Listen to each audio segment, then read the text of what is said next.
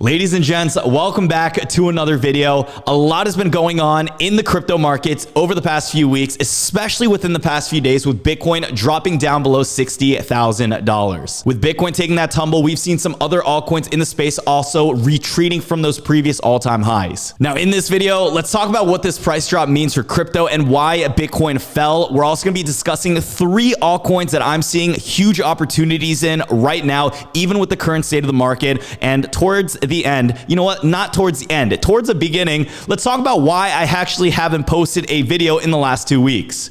Don't know what is this hand thing? So first of all, as you guys can tell, I'm in a brand new studio right now. The move into my new apartment has happened, and it happened really quick. So originally I was going to move into another apartment to get out of my 800 square foot den that I was in for the past 2 years. Since then, I didn't realize how stressful the move was going to be, and me setting up my camera, getting back into the groove of things. I'm just really a simple creature of habit. Like, I need to go to the gym. I need to film my videos in a certain angle, in a certain place. And when I was out of that groove and just changed my home, it just threw a lot of things off. So, you know, about 2 weeks later, we're finally back on YouTube, finally getting settled in. It wasn't just a move that has taken up a lot of my time. I did recently invest into a restaurant. I'm now a co-owner of the first Japanese barbecue restaurant in Rockville, Maryland. If you guys happen to be in the DMV and would love to check that restaurant out, I'll have a link for that down below in the description as well. It is called Gyuzo. Check it out. We got some great A5 Wagyu and some other amazing dishes. On top of the restaurant investment, although I haven't been making videos on YouTube, I've been working on a ton of projects on the back end. We actually have some special merch coming out soon that I've been working really hard on with my partner, and I've actually been building up an amazing team so far for the back end of this YouTube channel to continue growing the business. Now, although I haven't been posting any videos on the public channel, I have been pretty active within our Discord and our Patreon group. Every week I go live in there, and we had one this morning as well. If you guys are interested in signing up and getting to know me just a little bit better and want access to a bit more exclusive content as well as what my trades look like and my portfolio, don't forget to check out the link for that down below in the description as well. So currently the global crypto market cap is sitting at $2.61 trillion.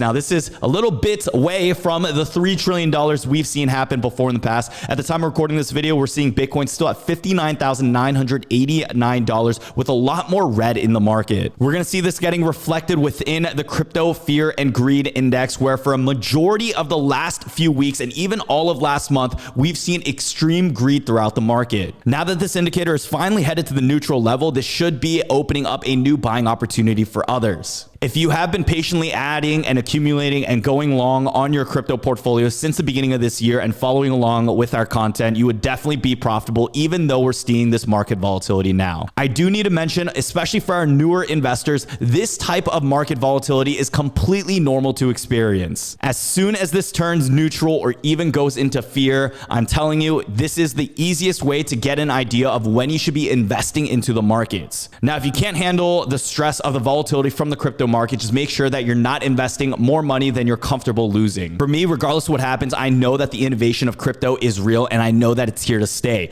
This is why I'm always dollar cost averaging into my investments, and I will pour some more swing positions or stronger trades whenever I see more confidence in the market like we've had within the past few days. I'll share with you guys a little bit towards the end of the video on what that is, but first I actually want to talk about why Bitcoin went down and what we should expect to see. So one of the first reasons that the crypto market actually went down is because of the new infrastructure bill that President Joe Biden went ahead and passed. So according to Times, they state here, under a potential new law that has been considered by lawmakers, companies that facilitate crypto trades would be required to report tax information about those trades to the IRS, just as brokers of traditional investments like stocks do, starting in the 2024 tax season. Now, the good news is they state the bill is generally investor friendly because it makes crypto tax compliance easier for investors, said head of tax strategy at CoinTracker. So with the tax provision going into the infrastructure bill, it is still a bit too early to get enough data on what exactly we're going to see happen with this bill. Now, regardless, it looks like many people are taking their investments out of the market with regards to this news being published, only because people are afraid of additional tax events happening throughout many exchanges. If you've ever tried to buy a meme coin or a lower cap altcoin, you know that you're going to have to go through many different exchanges and many different steps in order to make that purchase happen. As an example, if I would want to buy an NFT, I would have to visit the NFT site, select the NFT, link the wallet, sign up for a wallet, go to an exchange, sign in, buy the crypto, send the crypto to a wallet, return to the NFT site, and then I can finish purchasing it. Now, while some speculators are expecting the worst, imagine if you were to get taxed on every single event that happened. In addition to that, we got some news that the Biden administration also wants new legislation to regulate stablecoins. Now, my stance on taxes is that, yeah, it does suck paying taxes. No one likes doing it. And arguably the tax system in the US especially is pretty messed up. But I do also realize that anyone who is paying taxes means you've made gains in the market. If you did take any realization in losses on your account, you can do something called tax loss harvesting.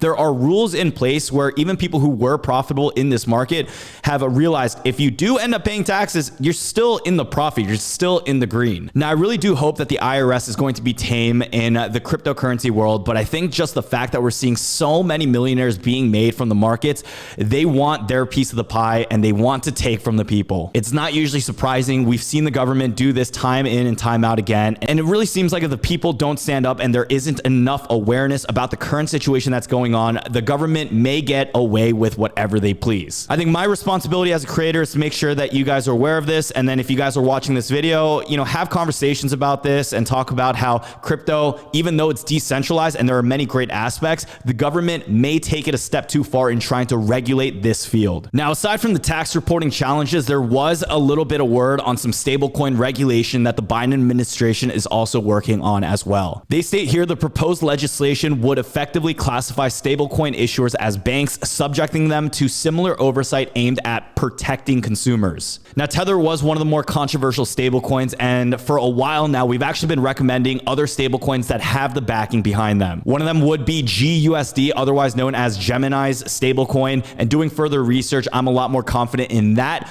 before Tether had actually settled with the government with regards to a lot of the holes that they had in their reporting data. For now, I don't think stablecoins are unstable at all. I think that they are still viable and they are well to use. But if you want to stay extra protected, check out Gemini. I have a link for that down below in the description as well, in addition to their stablecoin that you can use within their app. On their website here, you can get more information that the GUSD or the Gemini USD is a one-to-one USD-backed stablecoin, and it's always convertible to exactly $1 at Gemini.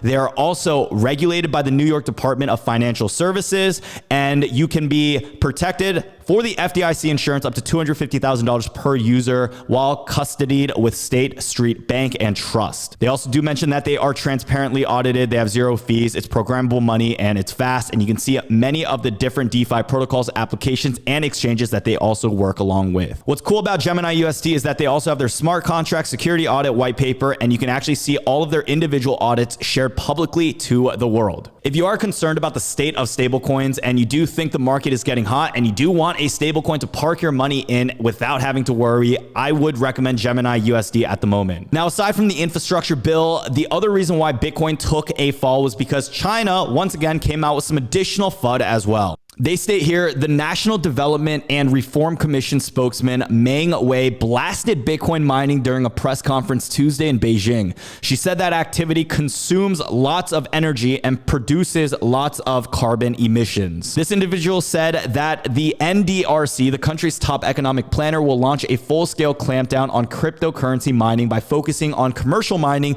and the role of state-owned businesses in the industry. She also said that crypto production and trade produces prominent risks and blasted the industry as blind and disorderly. As part of the new push, the NDRC would raise electricity prices for any institutions found to be abusing its access to subsidized power to participate in crypto mining. Authorities have traditionally offered schools, community centers, or other public welfare institutions lower prices for electricity. This is not the first time that Beijing has pledged to crack down on crypto mining. As you guys know, this FUD comes out pretty routinely in the crypto world. Whenever Bitcoin does well, China releases a statement talking about it. We've seen it happen before. The last correction we experienced at the end of the summer, and it just seems like clockwork. Let me know how you guys feel about China, reiterating once again for probably the 70th time that they're not a fan of Bitcoin. They don't like the mining. For any of our new investors, China likes to do this because they want to control a lot of things, and cryptocurrency means less control for them. Now, with all that being said, we did have one additional catalyst for Bitcoin going down, and that is the fact that many new investors who were investing, once they saw a little bit of a drop in Bitcoin, they paper-handed their trade.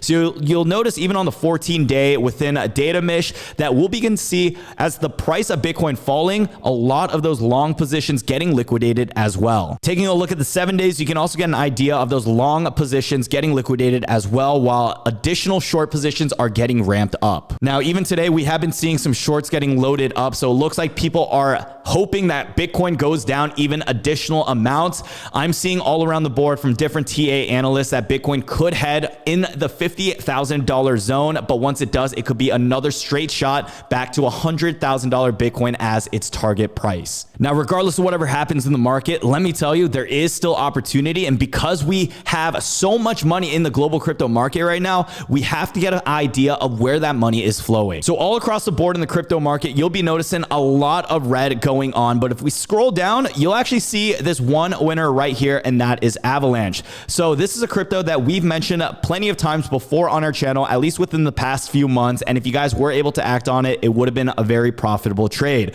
I also did mention this as a fire sale over in our Discord and made alert for 2 days ago. And since then, when I bought in at under $90, it had made a quick bounce up compared to most of the other cryptos in the market. On top of Avalanche, there was one more token that was on my watch list that I did not end up buying, but I was very bullish on, and that is going to be Sandbox. So only a handful of cryptos actually went up in price in the most recent days. How did I know that these were going to be my top picks, and how did I get an idea that these would actually do well? So first of all, if we take a look at Avalanche, we have to ask ourselves, why in the world has it been doing so well in the last 3 months? It was starting at just around $36 and now at over $100 today. So if you didn't know, Avalanche has also been known and titled as the Ethereum killer, with Ethereum still being a very viable cryptocurrency to have a position in. A lot of the downsides are associated with those gas fees, which prevents a lot of people from taking up more DeFi products or investing into other NFT projects within Ethereum's network. When you have great projects like Solana coming up and offering a solution, faster, cheaper transaction feeds that work consistently, it really makes you think, why don't we use this even more? When it comes to Avalanche, that actually seems to be the case. If we go on DeFi Llama, you'll notice that even Solana, it's actually having a pullback in the amount of money locked into its layer 1. If we take a look into Avalanche, you'll notice it's actually had a pretty linear growth. So instead of just even looking at this crypto price right here, take a look at some of the other projects listed within its network and see how much money is going into it at the time. Aave, Trader Joe, Benki, Curve, Blizz Finance, you'll notice that even these other products within Avalanche are doing very well, and Avalanche is continuing to make some newer all-time highs within its TVL. Knowing how much money is still getting locked up within Avalanche's ecosystem, you can get an idea based on even the market cap right now that Avalanche is still undervalued. Now, to put this into perspective on how much upside you could see, if Avalanche went ahead and one day in the future had even anything close to Ethereum's market cap, you could still see a 21x upside with this token here. Now, on top of that, the reason why Avalanche has also done well is because they came out with a partnership with Deloitte. So Deloitte is actually one of the big 4 accounting firms. It's pretty prominent, at least in my area in the DMV. I went to school around here, and it was a lot of people's goals and dreams to work for a big 4 accounting firm.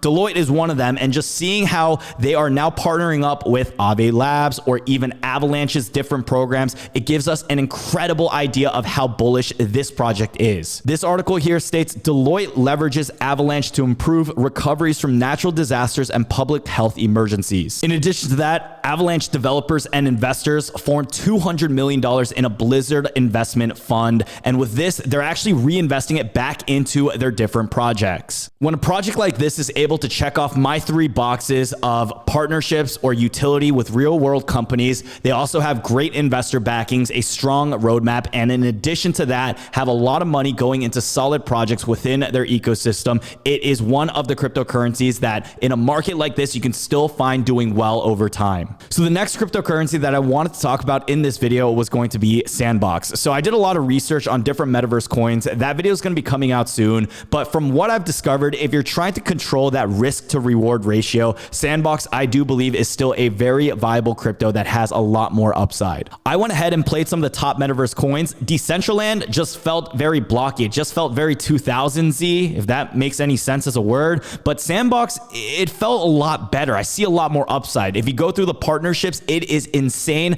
the extensive amount of celebrities and company backing that they have on their platform. Sandbox has been outperforming most tokens, up 14.3% in the last 24 hours. But get this, there's still $1 billion less than Decentraland and even just a fraction of Axie Infinity's market cap.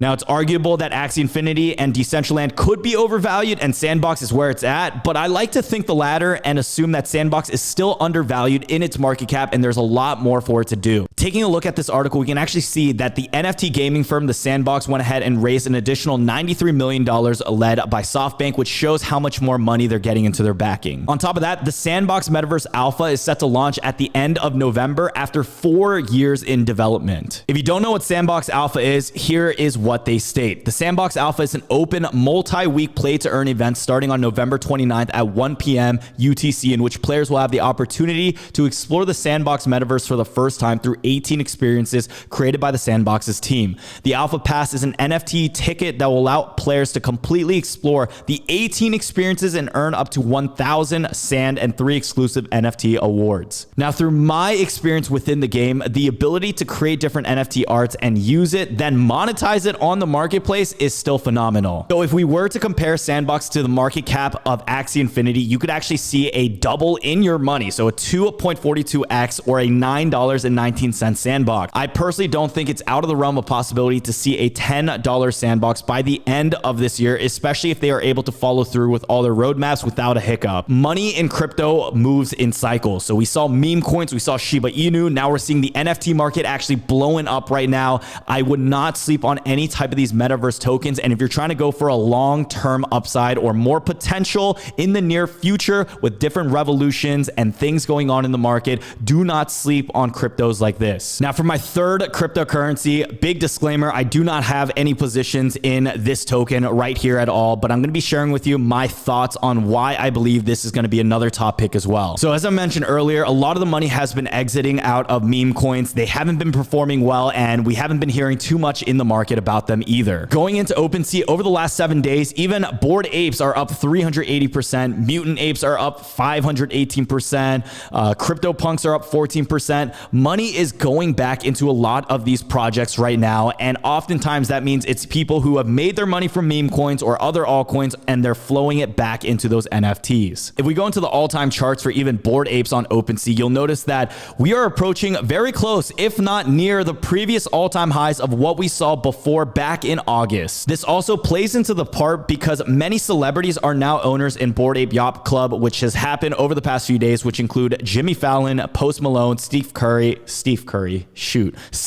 and a dozen other high-profile celebs as well. Now, like always, you guys, make sure you do your own research with these projects and don't invest into it just because a random guy on YouTube is telling you he believes in so. There are still many other great cryptocurrencies out on this market, and right now we are experiencing a bit of a pullback, which I see a lot more opportunity for you to enter those positions in. My risk tolerance is going to be very different from a lot of individuals as well, and I want you guys to all keep that in mind. Now, thank you all so much again for watching today's episode. The secret code word at the end of today's video is going to be return. Comment down below return. Down below, if you're watching this video all the way to the end, don't forget to check out the additional links down below in the description. Gemini, Coinbase, you can actually get an additional $10 as well using my link down below. In addition to that, don't forget to check out Surfshark. It's a VPN that I work with. You get 4 months for free and 84% off if you use my link down below. If you're investing into crypto and you don't want any sneaky little Joe Schmoes creeping up on you on your internet, make sure you are protected. Everyone should be using a VPN. Stay secure. It's a great protection and great thing to have. And if you use my link, you'll actually be getting an additional promotion and discount as well. If you guys still have not done so already, don't forget to subscribe so you can tell other people that you are subscribed to Brian Jung before he hit 1 million subs. Don't forget to follow me over on Twitter at Brian Jungy and on Instagram at Credit Brian. Watch out for scammers. There are a lot of people impersonating me across different platforms. Do not get scammed. I'm not going to ask you to invest in a Bitcoin mining rig or ask you to send me money. We got none of that. Make sure you guys check out the link down below. Stay safe out here and have a great day. Peace out. It's been so long, I forgot how to end a video.